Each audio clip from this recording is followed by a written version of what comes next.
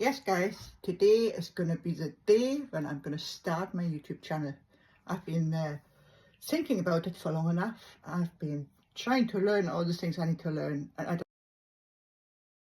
don't think I'm going to get any further without actually just doing it. So today I'm going to get started.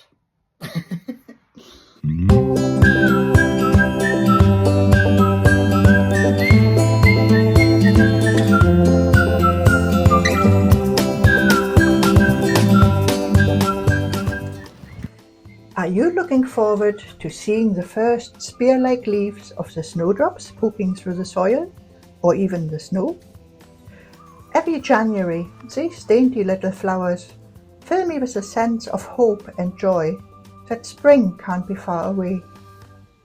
Their Latin name, galanthus, translates to milk flower, so they are not edible.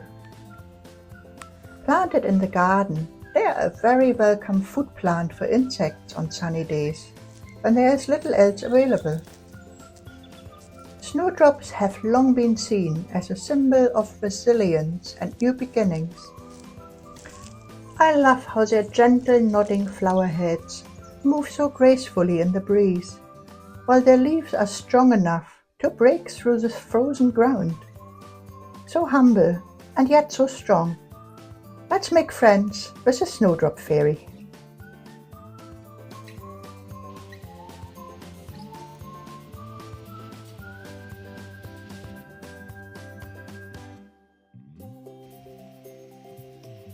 So guys, here we are, ready to start crafting.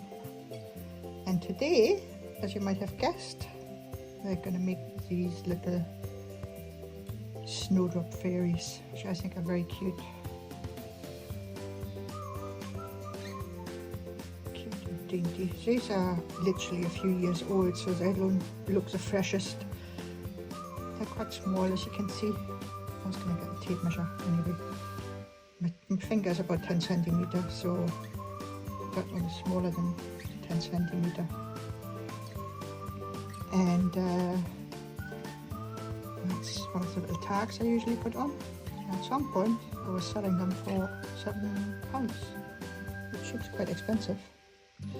But there you go. Depends where you sell things. I think I had them in a shop before, so that needed to add a little bit extra. But yeah, let's make a fresh version, shall we? Let's first take a look at the materials we're going to use today. And I'm taking the filter off so I can see them without the purple filter on there. I like them. I think they're sweet.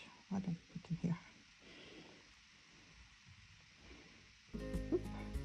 So first we have some merino, and I like to use 21 micron merino, which is really the soft one that most people don't use for felting.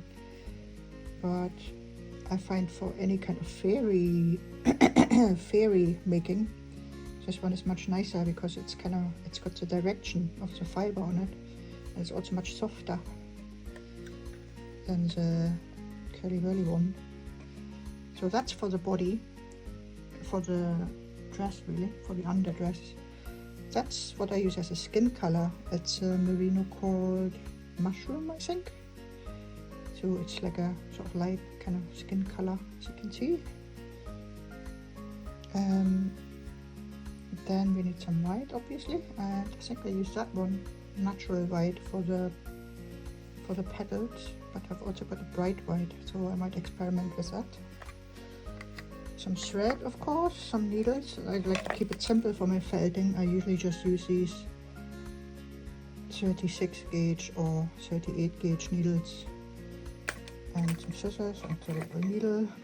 And for the hair, again, you can either use a merino, very soft one, or the other thing I like to use, which I think adds a little bit of a special touch to any kind of fairy project, is this silk. So that's mulberry silk that has been dyed in this color. I can't remember what the color was called, copper or something. And I'm actually running out of it, so I might make a video at some point about how I'm gonna get the right color. And that's Tussar silk. It's another type of silk that's a bit more,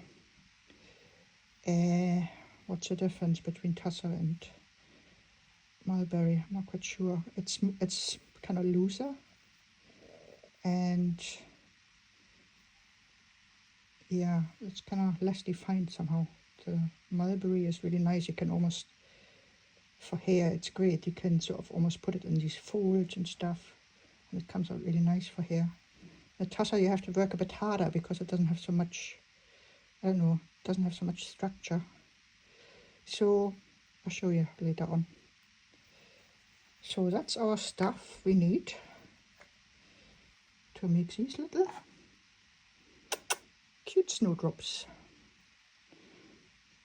Let me show you how.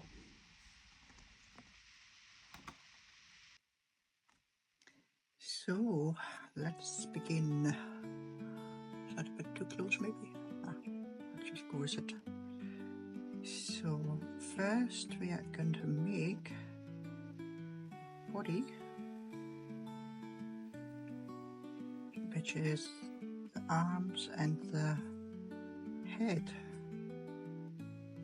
And the way I make these, it's pretty simple. Just get the sort of slither off. So I'm kind of aiming for this size right now. So that fairy is about 3 inches. So I'm kind of guesstimating. I've never actually measured that out, to be honest. So I'm using about 8 inches of the slither of the skin color. And I start by simply making a knot at the top. And about the size of your head. And then on the other side of the knot, you need to make sure that your Merino is nice and smooth, because that becomes the face. See, it doesn't work when there's a bit. You could, of course, if it's looking nicer on the other side, you can try it out maybe and see. If it's looking nice on that side, you can use that as a face side, but then, because that knot is a bit misshapen, see it? It doesn't really have a chin. If that's the bottom of the head, there's like a little bit of chin missing in a way. So what I like to do, I should just take, oops, just to shake up my whole camera setup. Just take a bit of a slither and add it at the bottom there to give the face a bit more shape.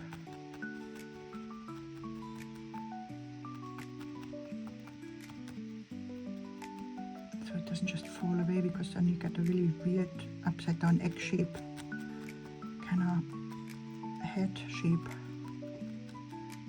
I should have probably showed you what it looks like without doing that, but I'm sure there will be plenty of opportunities. So if you look at it now from the side, it has just a bit more substance there. Okay, and spread it out nicely. I mean, it's not rocket science. You're trying to make a tiny little face. So you just kind of pull it over.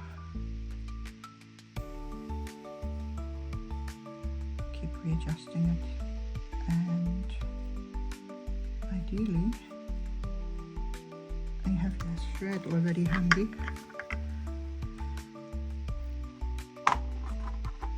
So I use a sort of slightly off-white one for this.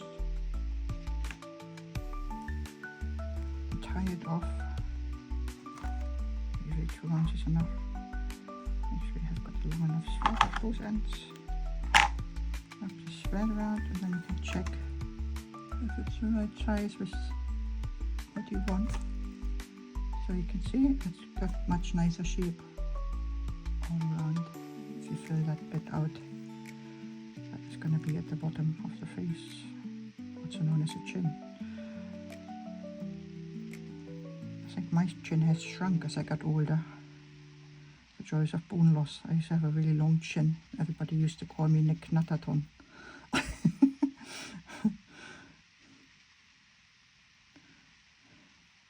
So, ta-ta. Can pull it up a bit more. You basically just have to, if you've never made that kind of face before, just practice it a few times. She looks so scruffy, put on it to your hair a little bit. And can you have it closer? The main thing is that you don't have any weird lines on there, that it looks sort of fairly smooth and not distracting from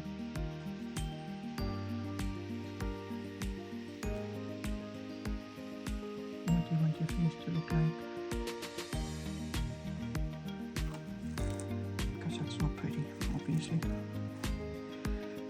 And so, that is that. I just, where are we here? Start separating out a bit of, give it a little swirl, what it looks like. Think about that. Proportion wise, comes here. It's quite a nice size. Then we try the other side to do very similar as you can get it, really.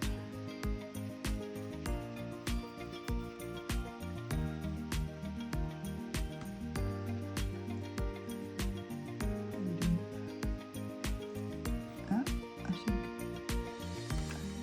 it's basically you have to feel it. There's no,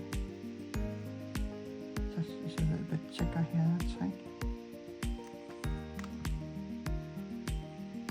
If you twirl it around a few times, you get the feeling for it.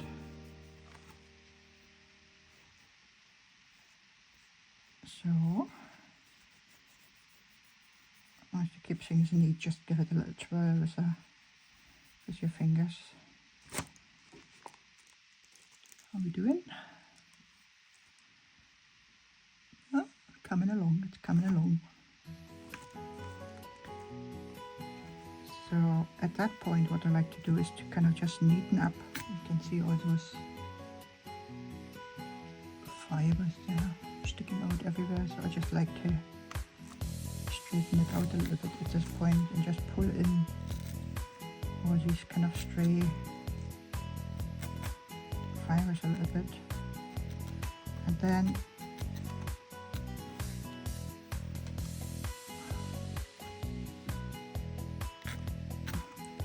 depending on what body you want. Now she hasn't got any legs, she just has a little stump there coming up because her underdress covers the bottom of the body really. So you can literally just cut that off here because she's legless pussy.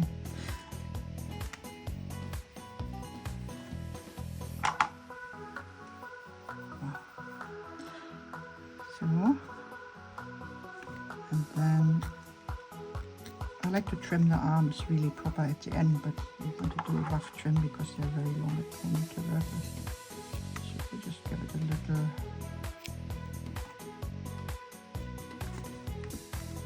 You can keep these scissors, sometimes they come in handy. Oh, my back is getting sore.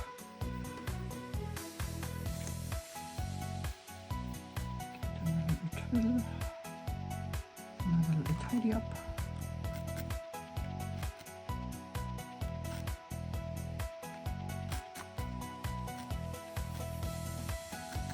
I'm sort of assuming that you've done a little bit of felting before already, but if you haven't, then yeah, you're in for a new ride.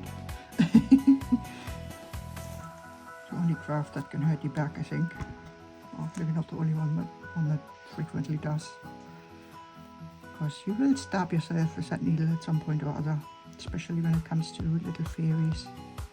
just putting on the hair and stuff. It does take a bit of practice. I mean, you can wear those finger protectors. I think they're made from leather, but I find they just make it too bulky to work with. So far so goodly. Okay, let's put some dresses on those snowdrops, shall we?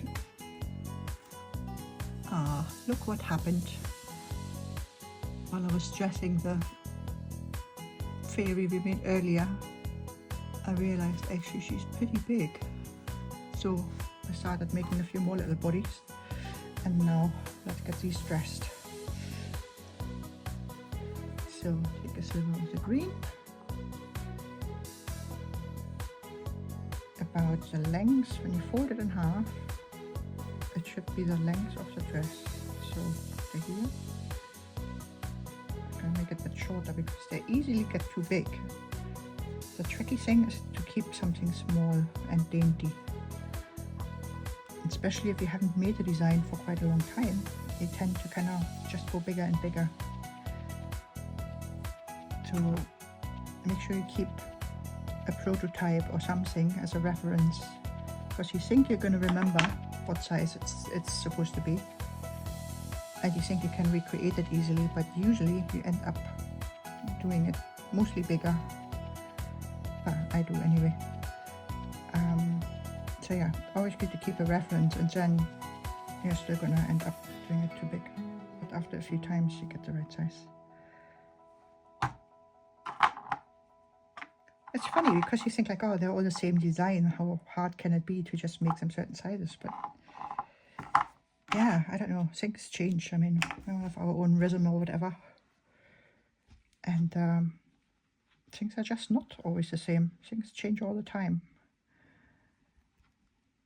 So yeah, I need to have little reminders as to what it is we actually want. I feel like you see so much more of my hand in the shot than of the actual fairies. Oops. Oh, it's a very small fairy. So there is another version. I think we're getting a bit closer size-wise. Yeah. So let's get some of the nice bright white. And the other thing I noticed is that also the overdress, I made another one here. It's awfully bulky. So no matter what you're making or how often you've made it, always keep an eye on your proportions, because when they go off and things start to look slightly oddly shapen, nobody's going to buy it. That's really the main point. It just doesn't look as pretty, and if it doesn't look pretty, people don't buy it. So oopsie doopsie. And that's at least after all the, well, one of the points of me showing you, me having this channel, is that I've got so many different little ideas and designs that I've sold over the years that have done really well, some of them. And I've literally been selling things for like 20 years. And I seem to have a knack to always come up with things that people want to buy. So I thought this is actually really useful for people, maybe. I thought, why don't I find a way to share it? And what better way is there these days than YouTube? And being an avid YouTube watcher myself, it seemed like a natural choice. I mostly watch reptile channels, so not so much crafting channels, but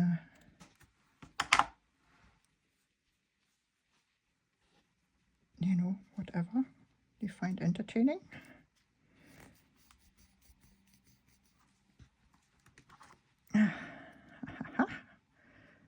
maybe make sure that maybe a little bit of green shines through at the top there. And maybe modify it to be slightly less bulky. These are quite delicate operations that take a little bit of practice, perhaps, but don't underestimate the importance of doing these little tiny steps, tiny little changes, because I would buy the thing on the right. I wouldn't necessarily buy the thing on the left, because it just looks a bit too bulky for my liking.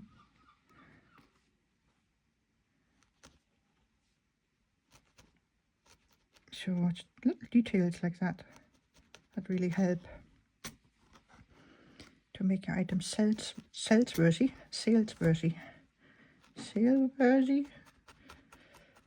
That gets stuff sold, basically. I don't really like to talk that much about selling stuff because I'm more about the fairies. I'm more about my inspiration and why I enjoy doing it and what the whole backstory is of how I even got into making these things and what it means to me and all that stuff. But yeah, it connected with the selling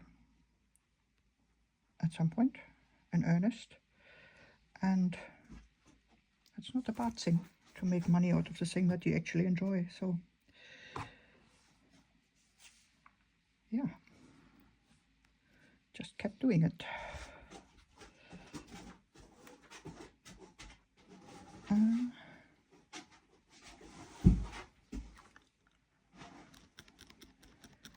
So trying to get a little petal shape.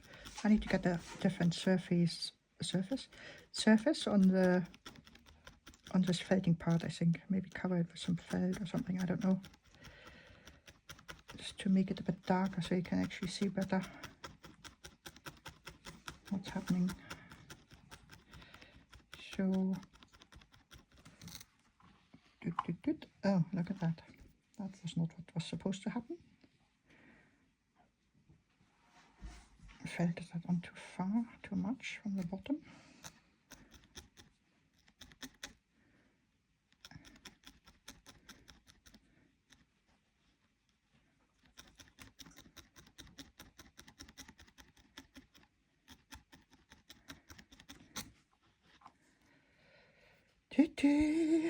So what I like to do is to just put it in the palm of my hand sometimes and give it a little rub with my finger to give it a shape and just put the fibers together a little bit more.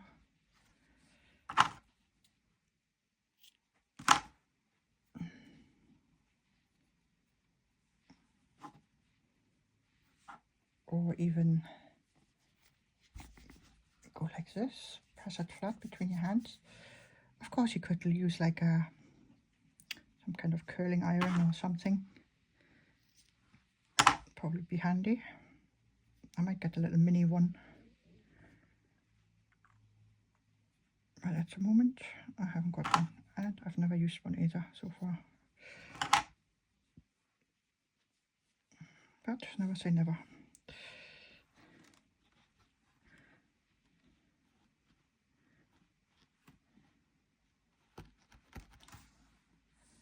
So there's one petal. All the other ones were too bulky and this one is a bit thin. The joys of felting.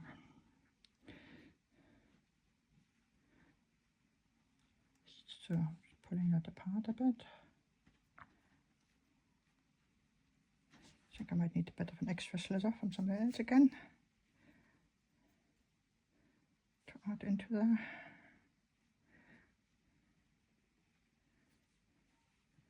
Give it a little droop.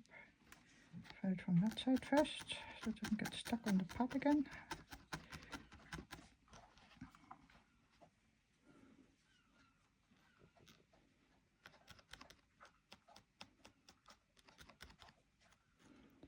my dog. You hear licking in the back there. Missy Mouse, what you doing?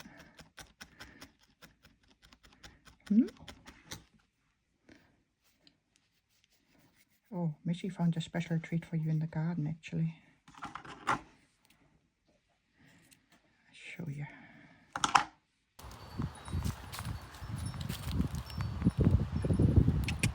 Missy!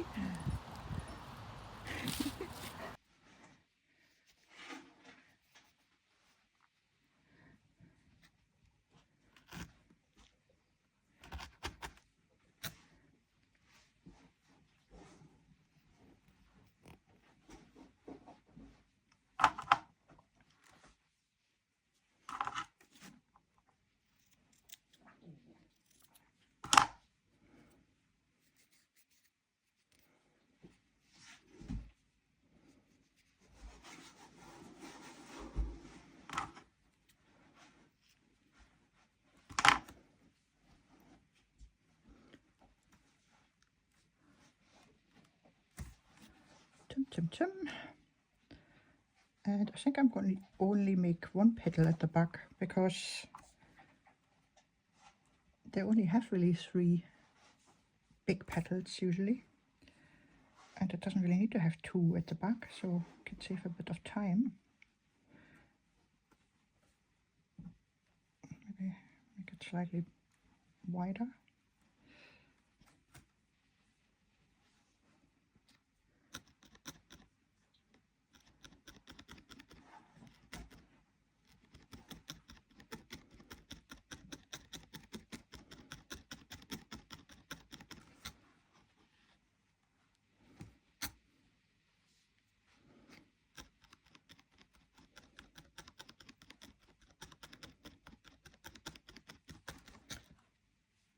Again, give it a little rub between your fingers.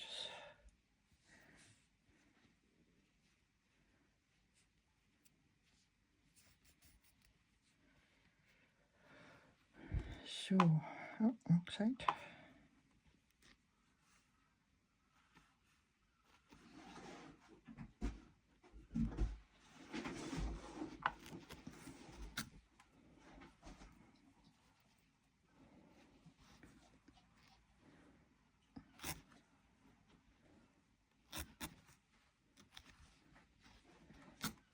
Sometimes if you wanted to stay in a certain place, you can start folding it in here a little bit.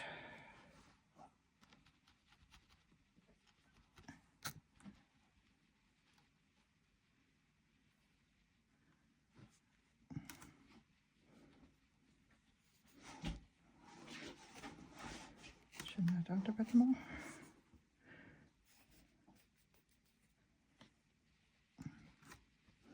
Oh, that's too big, isn't it?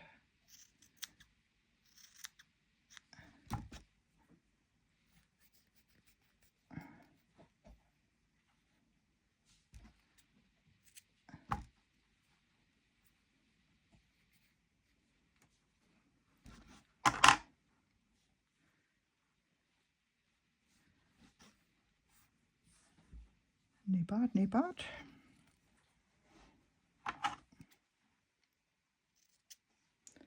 Give the arms a little trim.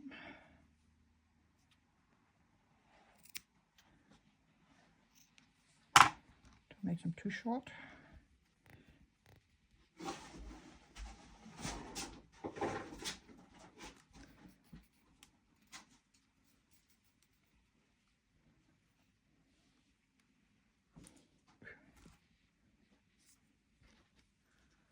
So, that looks quite nice.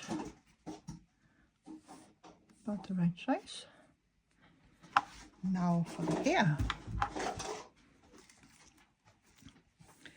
So, I'm going to use the mulberry silk for this. Gonna look for a nice piece.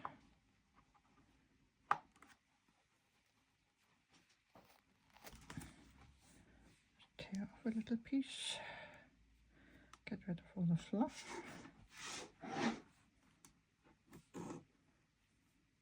Like that little stray wave at the front there. It's cute.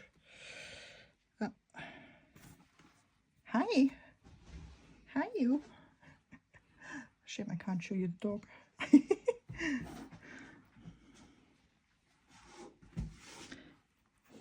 Hi.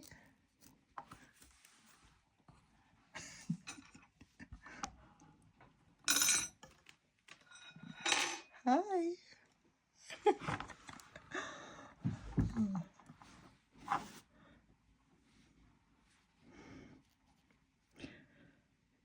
So you can see with the mulberry silk, as soon as you start poking it, it kind of makes these nice sort of shapes,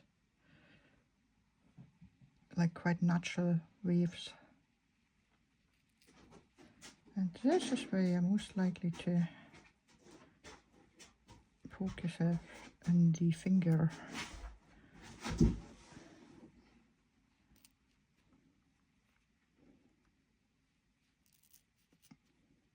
I just ran to my friend's house to have a look at the doll she's making right now, and I really wanted to show her my video so far, get a bit of feedback. And she was like, why is there so much snowdrops at the start? And I'm like, well, of course it's about snowdrops.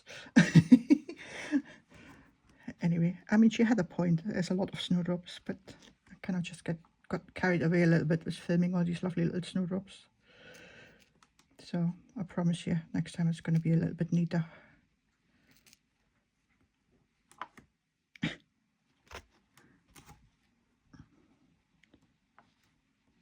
on, I'm not sure about that head shape. Here, I got back. Don't press too hard or you're going to break your needle.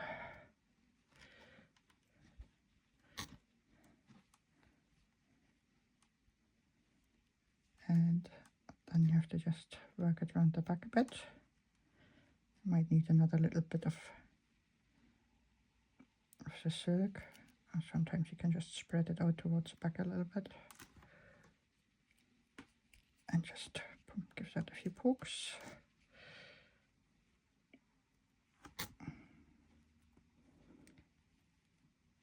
Make sure your arms stay nice and neat.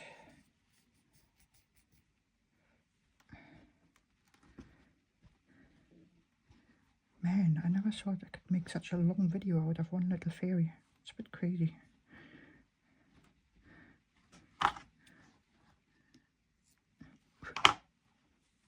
Ha! Yep, cute. And like that. Sweet little thing. Right, the other question we had was, what about the wings? As you might have noticed, she hasn't got wings. She does. So if you use a stem, if you make like a stem she can dangle from, you don't really need wings maybe. But these, I want to just have them to hang up, not stand in a vase. So I'm just going to put some little wings on here. Again, take a little slither of the white. Could use natural white for the wings. Should I? Decisions. She is all bright white. No, I think I'll stick with that. Again, things like that, you just have to experiment what looks the nicest. And if you can't decide, just make a few options and find out what works best. So I want quite small wings. I don't want to have huge wings like these. They're a bit too bulky for my liking right now.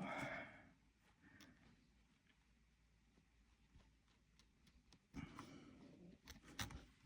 one is much more substantial.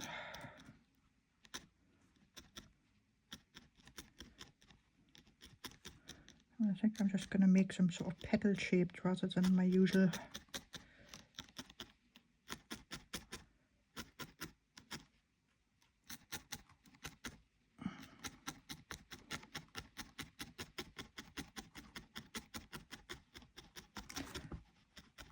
my usual angel-y kind of shape.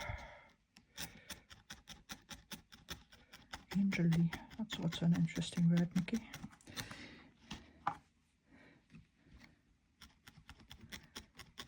Quite often with those little wings you don't really have to do that much stabbing. I do like to tighten down the middle part so a little bit.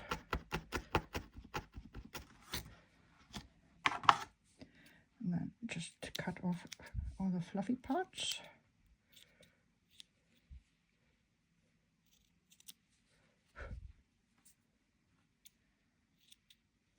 Not stick out too much. And again, what I usually do with wings is I just press them a little bit.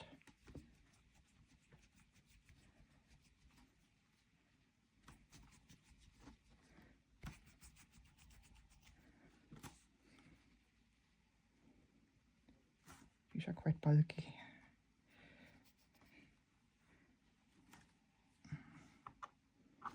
Oh, not too bad. Maybe give them a little point.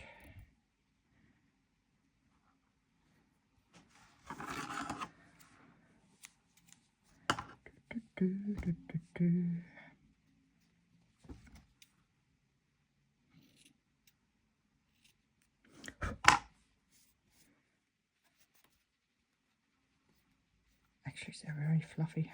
Weird. I think I might do different ones.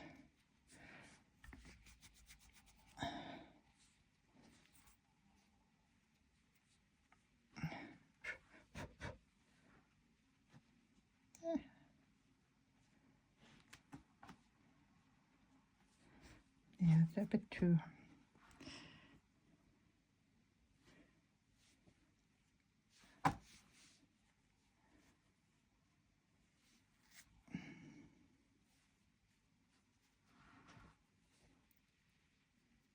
What's the word I'm looking for?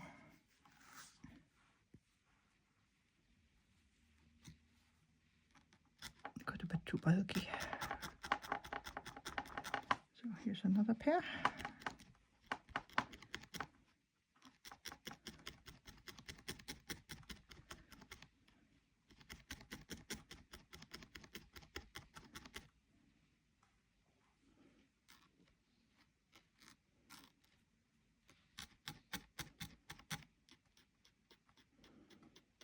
Maybe I should have practiced first before I started the video.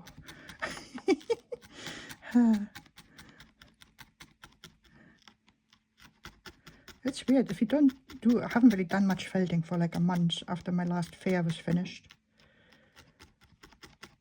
I put everything away because usually my house is entirely felt chaos. It's like boxes and bags and everything everywhere.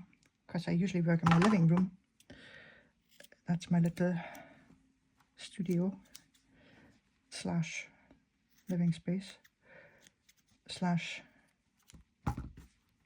dog living room. So there's a lot going on down there usually in that living room. And when I put everything away before Christmas, I was like, oh, let's have a nice little break with the felting. So I haven't really touched anything for about a month, I think. Oh no, tell a lie, I had an order the other day. But that was just a little. The next project, actually, I want to show you my little wonder walnuts, walnut wonders. They're also super popular. So that's really what you want your rings to look like, just very little, delicate. They don't need to be, where's the other ones are just chucked away so aimlessly. They don't really need to be so much worked on. Like that.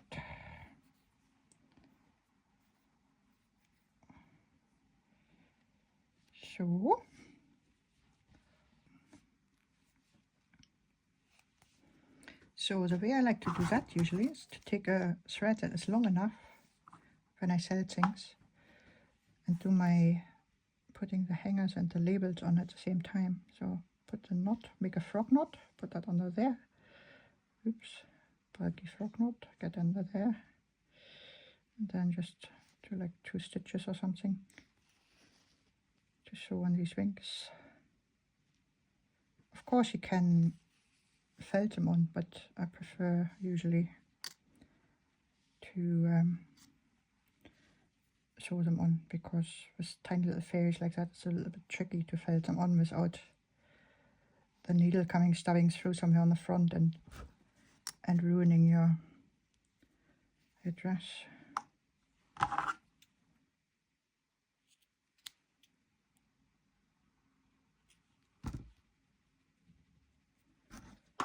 So I get that through. Sometimes I add a few little beads or something fun there, but right now I'm just going to show you how to put the label on. I just put the label through like that, stitch around, and then boom, the label is attached already for whatever information you need to put on there, which is none right now. I'm just going to pull it back off again. And I just do it like that. Tick. Cut that off, and there we go. Finally, that took quite a while. Gut Ding will Weile haben.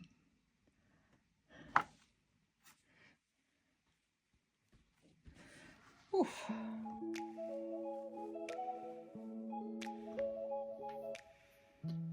So that was it for our first video. If you liked it, maybe subscribe and comment, let me know what you think. And it would be great to see you again next time. Bye!